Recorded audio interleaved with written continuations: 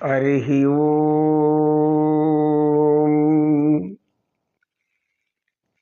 ఓం నమో నారాయణాయ నమః. యోగ సాధకులకు, యోగాభిమానులకు అందరికీ నా హృదయపూర్వక నమస్సుమాంజలు.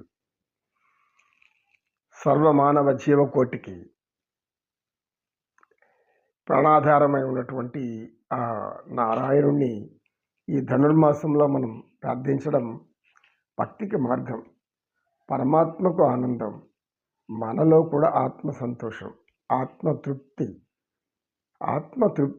ఆత్మశాంతి, ఆనందంగా ఉండడం, ఇవంతా మనకు సమకూరేది భగవంతుడిలో మనం సంచరించుతున్నంత కాలం మన మనసు మనకు ఆనందం వస్తుంది అనేది అందరూ గ్రహించాలి.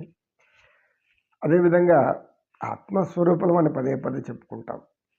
ఆత్మతత్వం మన హైందవ జ్ఞానతత్వం. తత్వశాస్త్రం అంటే జ్ఞానశాస్త్రం, తత్వము అంటే సత్యము అని. ఈ సత్యం ఏం చెప్తుందంటే, పరమాత్ముడు, ఈ సృష్టికర్త, ఈశ్వరుడు, సర్వస్వం తానైనటువంటి శ్రీమన్నారాయణుడు ఈ అఖిలాండ కోటి బ్రహ్మాండాలంతా ఆడిస్తున్నటువంటి బొమ్మలాటగా, జంత్రగాడు బొమ్మలను ఆడించినట్టుగా ఆడిస్తూ ఉన్నాడని చెప్పేసి గీతలో చెప్తారు, ఆయన చెప్తారు గీతలో. కనుక ఆయన ఆడించే ఈ జగన్నాటకంలో మనం ఎక్కడో కనపడని దూది రేణువు కంటే కూడా కనపడం మానవులం. కనుక ఈ సృష్టి అంతా తలుచుకుంటే మన జీవితం ఎంతో. ఇది ప్రతి ఒక్కరు కూడా ఈ ధ్యాస కలిగి ఉంటే తప్పెవరు చేయరు, పొరపాటు ఎవరు చేయరు, ఎవరిని కూడా ఎవరు బాధించరు, సంతోషపెడతారు.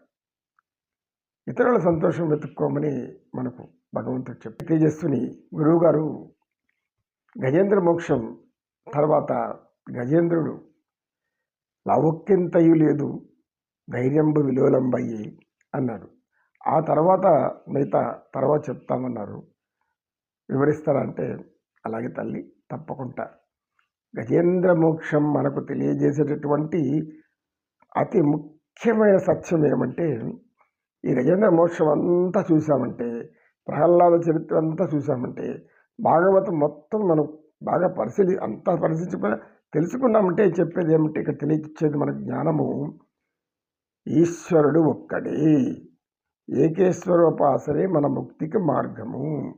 మనం అనేక దేవతలను, దేవతా రూపాలను, దేవుళ్లను మనం సృష్టించిన చివరకు అందరిని సృష్టించింది ఒకే ఒక దేవుడు, ఈశ్వరుడు. గజేంద్ర మోక్షం ఒక మహాకావ్యంగా వ్యాస భగవాన్ వారు రాశారు, శ్రీమన్నారాయణ విష్ణు పురాణం నుంచి తీసుకొని. ఇప్పుడు గజేంద్రుడు ఏమంటున్నాడంటే, ఈశ్వర, నీవెవరో నాకు నీ రూపం తెలియదు, నీ యొక్క ఆకారం తెలియదు, కానీ నువ్వు ఉన్నావు అంటున్నావు. నువ్వు ఉన్నావు అంటున్నారు కాబట్టి నేను ప్రార్థిస్తున్నాను. అనేక దేవతా స్వరూపాలు అనేకం ఉన్నాయి. ఋషులు, యోగులు, మునులు, తపస్వీకులు ఇంతమంది కూడా నీ కోసమే ప్రార్థిస్తున్నారు. ఇది తెలిసింది నాకు. ఇప్పుడు జ్ఞాపకం వచ్చింది. లోకేశ్వరుని ఈశ్వరుని తెలియ ఈశ్వరుడే ఎరుగా. ఆ ఈశ్వరుడెవడో ఆ ఈశ్వరుడే ప్రార్థించడు. విశ్వేశ్వరుడు, విశ్వరూపుడు, విశ్వాత్ముడు, విశ్వమంతా నిండి ఉన్నటువంటి ఆ విశ్వధరుని నేను తెలుసుకోవాలి. అయ్యారా అన్నాడు. స్వామి కొంచెం ఆలోచిస్తాడు. ఎందుకు ఆలోచిస్తాడు? పరిపూర్ణమైన భక్తి పండిద్దా లేదా, పరిపూర్ణమైనటువంటి విశ్వాసం, భక్తి పరమాత్మ మీద ఉన్నప్పుడు మాత్రమే ఆయన అనుగ్రహం జరుగుతుంది. లావొక్కింతయు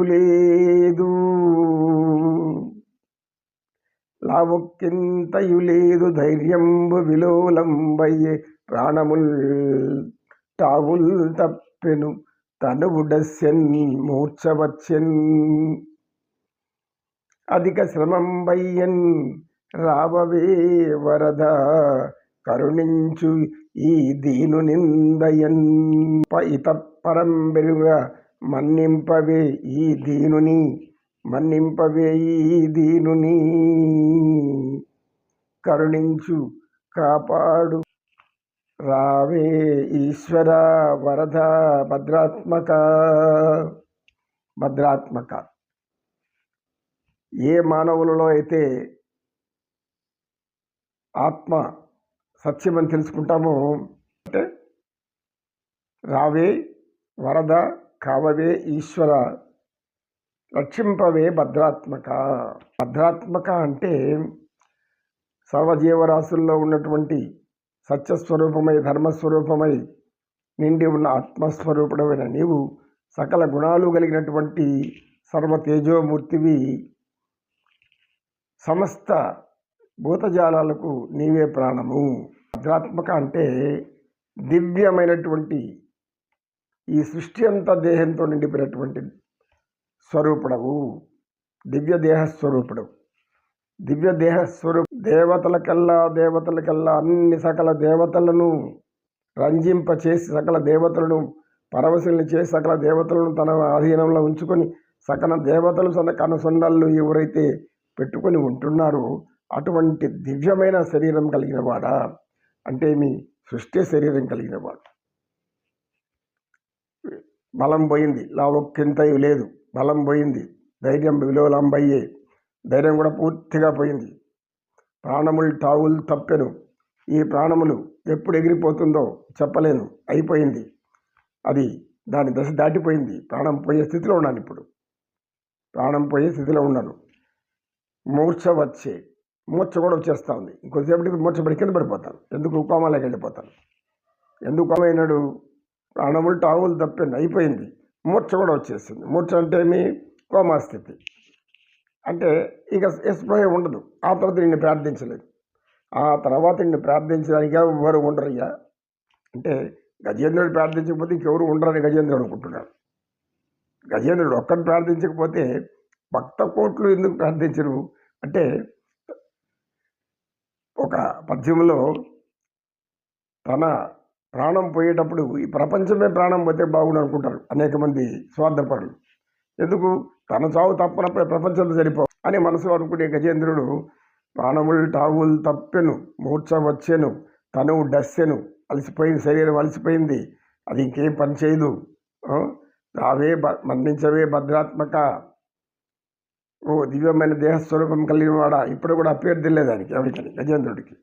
దివ్య దేహస్వరూపం కలిగిన వాడివి, ఈ యొక్క ఆపద నుండి కాపాడలేవా, రక్షించలేవా? అంతా డస్సిపోయింది, అంటే అలసిపోయింది, బాగా అలసిపోయింది. ఇంకా ఏమాత్రం కదిలే స్థితి కూడా లేదు. ఒక ఇంచు అటు కదలేను, ఇటు కదలేను. నేను 1000 ఏనుగుల బల సంపన్నుడు అనుకున్నటువంటి వాడు ఆ గజేంద్రుడు. నేనేం చేయలేను. ఇప్పుడు నా వల్ల ఏం కాదు, నేను వెళ్ళిపోతాను. నువ్వు కాపాడతావా, కాపాడవా? రావే వరదా, రావే వరద రక్షింపవే భద్రాత్మక. వరదాభయ అంటే ఆపదలలో ఆదుకునేటటువంటి ఓ భగవంతుడా, నీవు ఎవరికైనా ఆపద వచ్చినప్పుడు అందరినీ ఆదుకుంటావు అనేది నేను విన్నాను. ఇప్పుడు నిన్ను ప్రేమతో అతి దీనంతో అతి కనుల నిండా నీరు నింపి దీనాతి దీనంగా చాలా దైన్య స్థితిలో ఉండి ప్రార్థిస్తున్నానే, రావా? ఎందుకు రావు? నా పట్ల నీకేం దయలేదు, నేను నీకేం అపకారం చేశాను? నమో కృష్ణ, నమో కృష్ణ, నమో కృష్ణ. కృష్ణం వందే జగద్గురు.